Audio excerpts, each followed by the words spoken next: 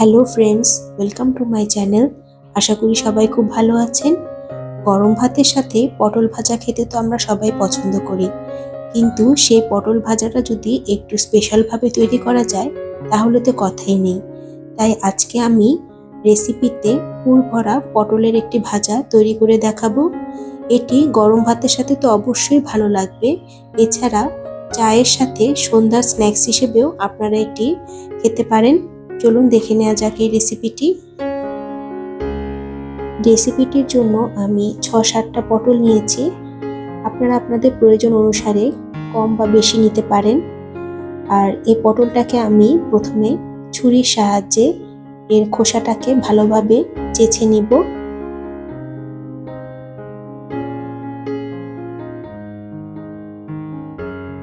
এরপর আমি ভালো করে পটলটাকে ধুয়ে লম্বালম্বি 2 টুকরো করে নিচ্ছি। এভাবে সবগুলো পটলকে আমি ধুয়ে টুকরো করে নিয়েছি।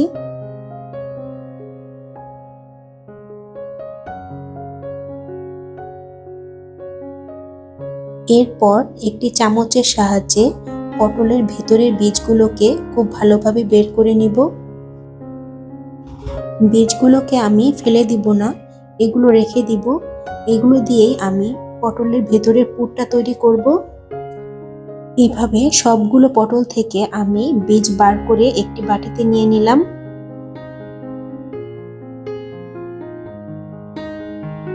এখন সামান্য একটু লবণ দিয়ে পটলগুলোকে খুব ভালোভাবে মেখে নিব। এতে করে পটলের ভেতর থেকে বেশ জল বের হবে আর পটলের খোসাটাও খুব ভালোভাবে নরম হয়ে যাবে। এভাবে আমি লবণ দিয়ে প্রায় 10 থেকে 15 মিনিট ঢেকে রেখে দিব।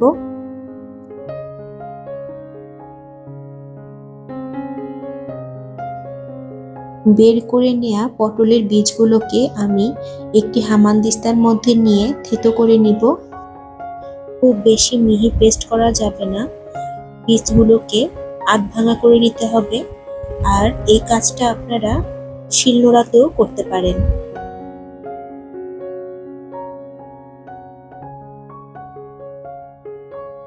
এরকম আমি পটলের বীজগুলোকে আধ ভাঙা করে নিয়েছি। এগুলোকে একটি পাত্রে উঠিয়ে নিব।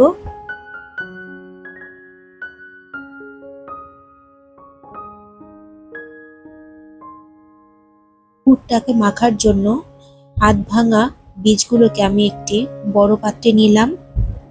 এতে দিলাম পেঁয়াজ কুচি আর কাঁচামরিচ কুচি। এটা আপনারা আপনাদের টেস্ট অনুযায়ী দিবেন। দিব স্বাদ মতো লবণ। এখানে আমি একটি মাঝারি আকারের আলু সেদ্ধ করে নিয়েছি আর ম্যাশারে স্ম্যাশ করে দিচ্ছি। আপনারা এটা হাতেও ম্যাশ করে দিতে পারেন। সেদ্ধ আলু দেওয়াতে পুরের বাইন্ডিংটা খুব ভালো আসবে। এখন আমি এতে দিব হাফ চা চামচের মতো হলুদের গুঁড়ো আর সর্ষে বাটা। সর্ষে বাটাটা অবশ্যই দেওয়ার চেষ্টা করবেন। আর এতে দিচ্ছি কুচি করে রাখা ধনেপাতা। সর্ষে বাটার যে একটা ঝাঁঝ থাকে, এর ফলে পুরটা খেতে অসম্ভব মজার হয়। এখন আমি খুব ভালোভাবে সবকিছু মেখে নিচ্ছি। এই তো তৈরি হয়ে গেল ভীষণ স্বাদের পটলের পুর। একটি বাটিতে 2-3 চামচ বেসন নিয়েছি আর এতে সামান্য পরিমাণ জল দিয়ে একটি থকথকে ঘন ব্যাটার তৈরি করে নিব। ব্যাটারটা খুব বেশি পাতলা করা যাবে না, ঘন মসৃণ একটা ব্যাটার তৈরি করে নিব। এরই মাঝে লবণ মাখা পটলগুলো বেশ নরম হয়ে এসেছে আর এর থেকে অনেক জল বের হয়েছিল। আমি সেগুলো হাত দিয়ে ভালোভাবে চেপে ফেলে দিয়েছি। এখন পুর থেকে কিছু পরিমাণ পুর নিয়ে পটলের মধ্যে এভাবে পুর ভরে দিতে হবে। এক এক করে সব পটলের মাঝেই পুরগুলো ভরে নিচ্ছি।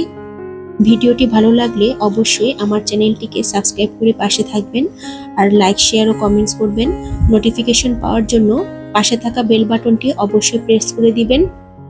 আর বন্ধুরা, আপনারা কে কোথা থেকে আমার ভিডিওটি দেখেন সেটা অবশ্যই কমেন্টস বক্সে কমেন্টস করে আমাকে জানাবেন, তাহলে আমার খুব ভালো লাগবে। সবগুলো পটলের ভেতর পুর ভরা হয়ে গেছে।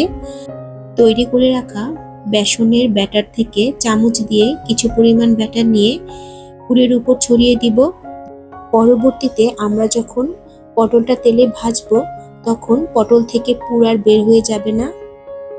এইভাবে সবগুলো পটলের পুরের উপর আমি ব্যাটার লাগিয়ে নিচ্ছি।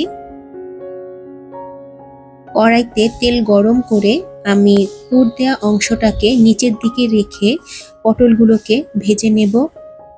তেলে ছাড়ার সাথে সাথেই নাড়ানো যাবে না, 2-1 মিনিট পর হালকা হাতে পটলটাকে উল্টে দিতে হবে। আর চুলোর আঁচটা মিডিয়ামে রেখে সময় নিয়ে ভাজতে হবে।